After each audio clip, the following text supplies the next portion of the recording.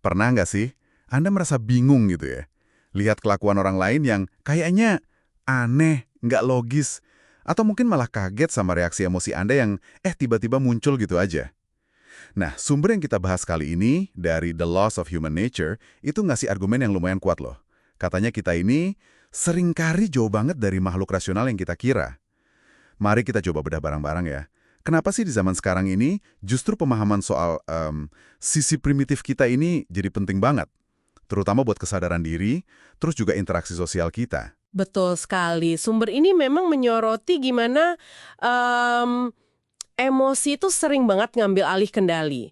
Dan yang ironis, platform kayak media sosial gitu ya, malah bisa memperkuat gelombang emosi massa dan potensi manipulasi juga. Jadi, ya misi kita dalam penelusuran kali ini, istilahnya menyuling wawasan paling berharga dari sumber ini buat Anda.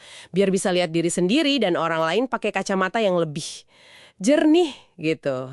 Ada satu ide yang cukup bikin, wah kaget juga sih dari sini. Katanya, kita tuh sering banget tanpa sadar keseret dalam drama orang lain. Atau tiba-tiba melakukan sesuatu yang impulsif, terus nyesal kemudian. Penulisnya bilang ini bukan kebetulan loh, tapi akarnya ya di sifat dasar manusia yang sering kita abaikan. Rasionalitas itu katanya bukan settingan pabrik kita. Itu tuh kemampuan yang harus secara sadar diasah. Tepat. Buku ini bahkan membedakan ada yang namanya irasionalitas tingkat tinggi. Ini bukan sekedar salah logika biasa ya, tapi kondisi di mana emosi itu kuat banget sampai mewarnai semua cara pandang kita. Dan seringnya ya kita berujung ke keputusan yang keliru atau konflik yang sebetulnya nggak perlu. Contoh klasik yang diangkat itu gelembung finansial. Oh, yang kayak kasus South Sea Bubble itu ya? Atau krisis 2008? Nah, iya betul. Itu kan di kasus-kasus itu banyak loh orang pintar, orang terdidik ikut terseret arus emosi massa. Entah itu serakah atau takut, jadi mengabaikan data yang ada demi ilusi untung cepat. Ini nunjukin kalau rasionalitas sejati itu ya ibarat otot. Perlu dilatih terus biar kuat. Wah, iya juga ya. Contoh gelembung finansial itu benar-benar nunjukin gimana emosi bisa nular gitu ya. Bahkan ke orang yang kita anggap rasional. Nah, ini nyambung ke konsep lain yang menarik nih. Sisi gelap atau shadow. Ah ya, shadow. Ini katanya bagian diri yang kita cenderung sangkal atau kita sembunyikan ya. Betul. Kayak misalnya kecenderungan narsisistik. Atau mungkin iri hati. Atau agresi yang terpendam. Sumber ini bilang kita jago banget lihat ini di orang lain, tapi ke diri sendiri seringnya buta.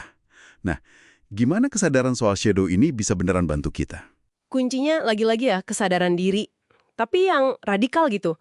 Waktu kita mulai berani ngakuin potensi sifat-sifat ini di diri kita, mungkin kita cenderung pasif-agresif kalau lagi nggak setuju, atau rasa pengen diakui yang kadang berlebihan.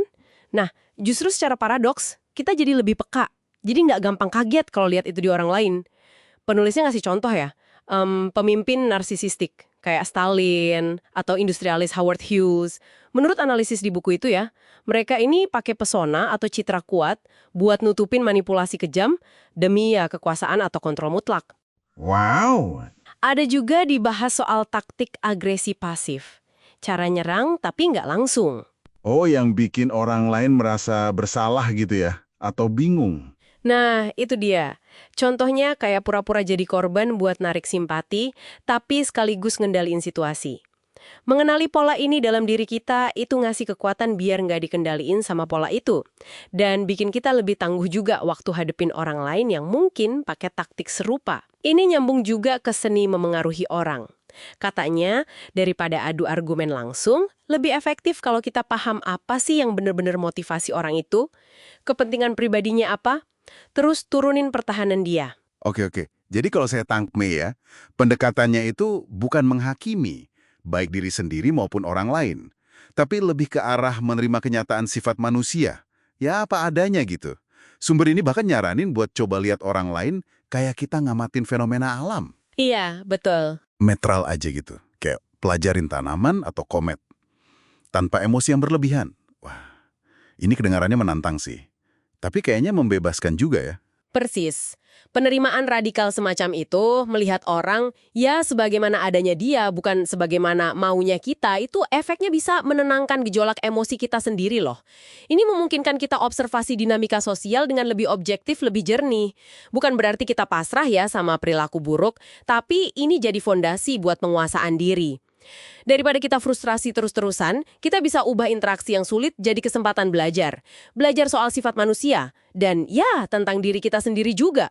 Kemampuan ini menurut buku itu inti dari kecerdasan sosial yang sejati.